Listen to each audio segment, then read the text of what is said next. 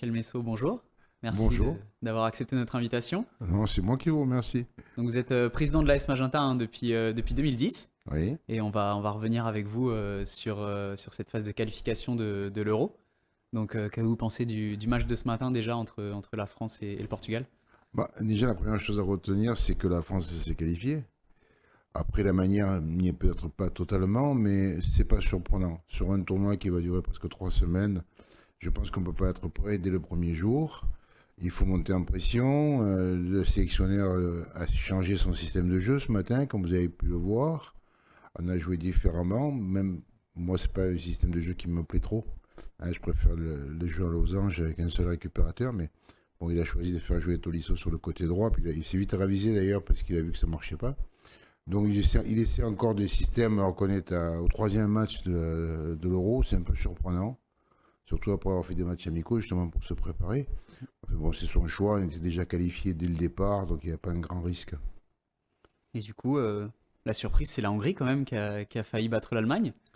Ça aurait été un coup de tonnerre dans le Landerneau parce que l'Allemagne, même si c'est plus la grande Allemagne comme on a pu voir, c'est quand même une équipe solide.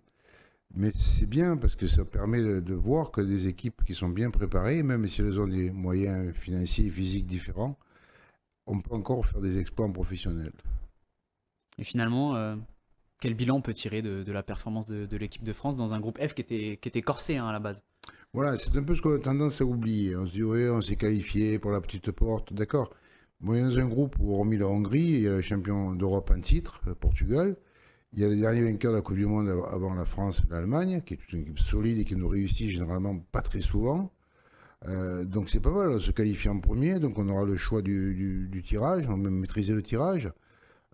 Globalement, en termes de résultats, c'est pas mal. Sur la manière, bon, il y a moyen de parler sur la manière, mais à ce niveau de compétition, l'important et ce dont on se souviendra, si on est champion d'Europe, c'est qu'on est champion d'Europe, et pas de la manière dont on l'a été. Et du coup, est-ce qu'il y a une équipe en particulier qui vous a étonné pendant cette phase de qualification ou pas? Pas vraiment, pas vraiment. Il n'y a pas eu de grosse équipe. J'ai bien aimé l'Italie. Mhm. Non pas qu'elle est géniale, mais elle est très organisée, elle est italienne, avec des joueurs qui peuvent être déterminants, hein, comme Immobilier, qui peut saisir des bonnes occasions. J'ai trouvé que c'était bien organisé, que c'était vraiment un jeu à l'italienne, sans grand génie, mais pas mal. Après, oui, je dirais, j'étais déçu pour l'Angleterre, un petit peu déçu pour l'Allemagne. Je dirais que ceux qui sont vraiment dans le coup dès à présent, c'est l'Italie, mais nous, je ne suis pas inquiet pour l'équipe de France. Ouais, ils vont monter en puissance? Ils vont monter en puissance, puis Didier Deschamps va trouver la solution à son système de jeu. Est-ce qu'il y a un joueur en particulier qui vous a étonné ou pas pendant cette phase de qualification? J'ai vu aimé Griezmann, qui Ouais. a été régulier sur tous ces matchs. Kolo Kanté, on n'a pas fait jouer vraiment pour moi à sa place, hein. On va faire jouer un 6 récupérateur, il y a déjà des années qu'il joue plus un 6 dans son club. Donc il n'a pas été comme d'habitude, sinon c'est pas mal. Je suis un peu déçu pour la défense centrale que j'ai trouvé assez lourde, Mhm. Kimpembe, et puis on va avoir un problème d'arrière latéral ce matin, puisqu'apparemment on en a perdu deux. Ouais. Euh, donc voilà, mais dans l'ensemble, je dirais que Griezmann est au-dessus. Mbappé a été bien pris hein, par les équipes parce qu'on commence à le connaître. On sait très bien qu'il ne faut pas lui laisser du champ. On sait très bien qu'il ne faut pas être placé de telle façon qu'on puisse le lancer dans notre dos de défense. Donc les lignes ont été resserrées. Il a été bien pris contre l'Allemagne. Il a été bien pris ce matin. Il a eu peu de marge de manœuvre. Il a une occasion d'entrée qui peut changer le cours du match, mais qui ne met pas. Donc il est un peu en dedans. Je pense qu'il peut encore en surprendre, mais il va falloir qu'il change sa façon de jouer, qu'il revienne un peu plus défendre, qu'il parte peut-être un peu plus loin. Parce que là, partir comme on part en championnat, c'est pas péjoratif ce que je vais dire, mais enfin, on joue pas ni Dijon ni Nîmes, hein. Et Benzema alors, qui a fait quand même un bon match ce matin. Qu'est-ce Qui a fait que... un très beau match, mais tout le monde se focalise sur Benzema en disant il n'a pas marqué, il n'a pas marqué. Bon, ce matin, il a marqué. Mais regardons un petit peu le nombre de jeux qu'il fait. Il bouge beaucoup, il crée des espaces, il fait des passes, il fait des déviations, il est présent en permanence, il est en pression constante sur les défenseurs centraux. Ça, c'est un match d'avant-centre, hein. Après, s'il a un peu de réussite, il marque, comme ce matin. Et s'il n'en a pas d'avant-centre, on sait très bien qu'il y en a qui peuvent rester des mois sans marquer. Mais je trouve que Benzema a fait une bonne rentrée en équipe de France. Et il monte en pression et on va être encore surpris par Benzema dans les prochains matchs. Et team Giroud ou team Benzema alors? Ah, moi, je préfère Benzema dans son jeu. Je trouve que Giroud c'est un excellent joueur, hein, mais un jeu très statique, un positionnement assez fixe dans la défense adverse. Et quand on rencontre des équipes qui défendent, c'est plus difficile de le trouver. L'avantage qu'il a, c'est qu'il est très très bon en déviation de la tête, qu'il peut très bien jouer en 9,5 pour faire percuter les autres. Mais je préfère dans le jeu, je préfère Benzema. Bon, et France-Suisse, du coup, mardi à 6h, à quoi on peut s'attendre? Ben déjà, on va se lever tôt pour prendre mon petit déjeuner. On peut s'attendre à un match assez fermé, parce que la Suisse n'a pas les moyens techniques ni physiques de nous contrer si elle joue au football. Mais attention à eux quand même, parce que c'est une équipe qui est toujours bien organisée, qui fut un temps nous réussissait pas trop, hein, parce qu'il y a une dizaine d'années, on a eu du mal avec les Suisses. Donc je dirais, ça va être un match difficile qu'il faudra prendre au sérieux.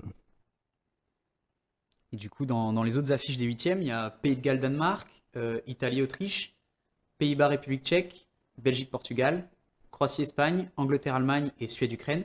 Dans ces matchs-là, lesquels allez-vous regarder ou pas? Ben, je vais essayer de tous les regarder, sauf ceux peut-être à 3h du matin, je risque de le faire en différé.